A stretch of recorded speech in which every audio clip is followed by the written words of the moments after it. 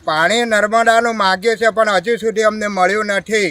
પોતાના સ્વ ખર્ચેથી અમારા સરપંચશ્રીના જે સપોર્ટથી આજે જે સરકારશ્રીને માગણી કરવા છતાં અમને કોઈ સરકારે હજી ધ્યાન દોરાવવા છતાં અમને હજી ગવર્મેન્ટે હજુ અમારે કોઈ રાજ્ય સરકારે ગ્રાન્ટ ફાળવી નથી। મહાદેવ મંદિર પાસેના મહાદેવ તળાવને ઊંડું કરવાની કામગીરી શરૂ। ફાળો એકત્રિત કરી ખેડૂતોએ જાતે જ જેસીબીની પણ વ્યવસ્થા કરી। ત્યારે નર્મદા પાઇપલાઇન હોવા છતાં તળાવમાં પાણી ભરવામાં આવતું ન હોવાનો પણ આક્ષેપ કરતા ખેડૂતો શું કહી રહ્યા છે? હજુ સુધી તમે અમારી ચેનલને સબસ્ક્રાઇબ નથી કરી તો અત્યારે જ ન્યૂઝરૂમ ગુજરાતને સબસ્ક્રાઇબ કરો, ફેસબુક અને ઇન્સ્ટાગ્રામ પર ફોલો કરો।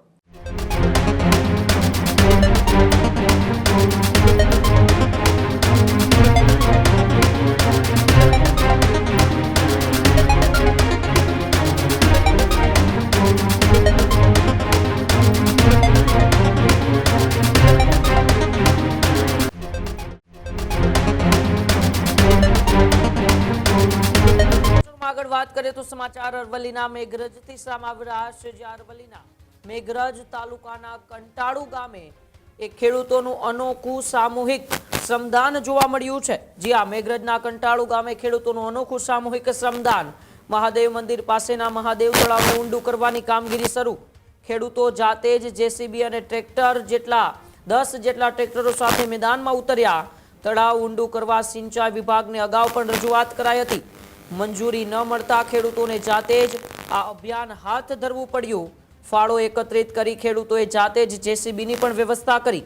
તળાવમાંથી નીકળતી માટી ખેડૂતોના ખેતરમાં ઉપયોગમાં લઈ રહ્યા છે। નર્મદા પાઇપલાઇન હોવા છતાં તળાવમાં પાણી ન છોડાતા હોવાનો ખેડૂતોએ આક્ષેપ કર્યો છે। તળાવ ઊંડું થાય તો 10 જેટલા ગામોને સીધો લાભ મળવાની પણ આશા છે।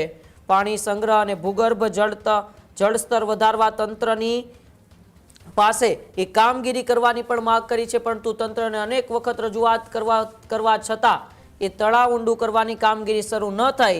તેને લઈને જ મેઘરજના કંટાળુ ગામના ખેડૂતો પોતે આગળ આવ્યા, પોતે મેદાને આવ્યા અને જાતે જ એ તળાવ ઊંડું કરવાની જહેમત ઉઠાવી। જાતે જ જેસીબી અને 10 જેટલા ટ્રેક્ટરો લઈને તેઓ તળાવમાં પહોંચી ગયા અને માટીને પોતાના ખેતરમાં નાખતા ગયા। ફાળો એકત્રિત કરીને ખેડૂતોએ જાતે જ જેસીબીની પણ વ્યવસ્થા કરી। ત્યારે નર્મદા પાઇપલાઇન હોવા છતાં તળાવમાં પાણી ભરવામાં આવતું ન હોવાનો પણ આક્ષેપ કરતા ખેડૂતો શું કહી રહ્યા છે? આવો આપણે અરવલ્લીના મેઘરજ તાલુકાના કંટાળુ ગામના એક ખેડૂતોને સાંભળીએ।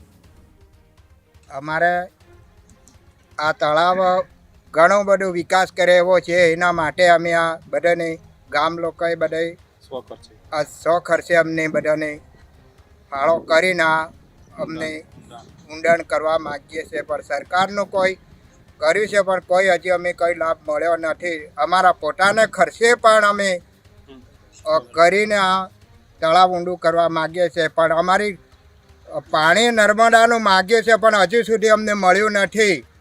તો છતાં પણ અમારે જાતે જ અમે ભૂગવીને આ તળાવ ઊંડું કરાવવા માગે છે, ફંડ ફાળો કરીને। અને ઘણા બધા આજુબાજુ લાભ થાય એવું મોટું તળાવ છે અમારું, એટલે પાણીનો સંગ્રહ બહુ થાય એવું છે કે આ બધું અમે ઊંડું કરવા માંગીએ છીએ સાહેબ। અમારા ગામમાં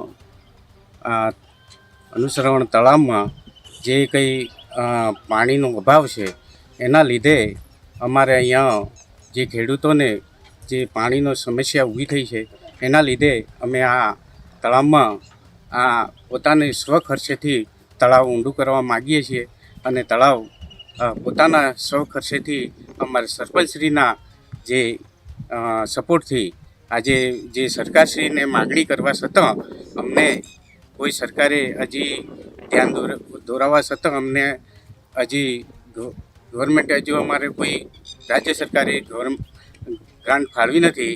એના લીધે અમારે પોતાના સ્વ ખર્ચેથી અમે આ તળાવ ઊંડું કરવા માગીએ છીએ ખેડૂતો, અને કરીએ છીએ।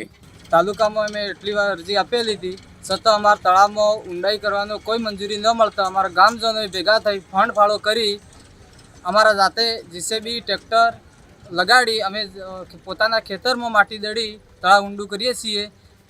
5 વર્ષથી અમારા નર્મદાની લાઈન દળેલી છે, આજ સુધી પાણીની કોઈ આવ્યું નહીં, સિંચાઈવાળા કોઈ જોતા નહીં આવી। એટલે અમારા જાતે આ તળાવ ઊંડું કરવાનું આ વખતે ગામ ફરજિયાત કર્યું છે. ખેડૂત ભાઈઓ છે ખેતરમાં ડ્રોન ઉડાવતા હોય છે ત્યારે આપણે એક પ્રશ્ન સતાવતો હોય છે કે જે આપણે અત્યાર સુધી જીપીએસ ટેકનોલોજીવાળા ડ્રોન વાપર્યા છે, જેથી કરીને મોબાઈલ ટાવર છે અથવા તો હાઈ ટેન્શન લાઇન પસાર થતી હોય, કોઈ વૃક્ષો હોય, ત્યારે જે જીપીએસ ટેકનોલોજીવાળા ડ્રોન છે એમાં ટકરાય અને ટ્રેસ થાય છે. પણ એગ્રીવન લાવ્યું છે GNSS ટેકનોલોજી ડ્રોન, જેથી કરીને એ ડ્રોન છે એ કોઈ જગ્યાએ ટકરાય નહીં, પોતાની રીતે જ ડિસિઝન લે છે અને મૂવ થઈ જાય છે, જેથી કરીને GNSS ટેકનોલોજી ડ્રોન છે એ વાપરવાનો આગ્રહ રાખો. હજુ સુધી તમે અમારી ચેનલને સબસ્ક્રાઇબ નથી કરી તો અત્યારે જ ન્યૂઝરૂમ ગુજરાતને સબસ્ક્રાઇબ કરો, ફેસબુક અને ઇન્સ્ટાગ્રામ પર ફોલો કરો.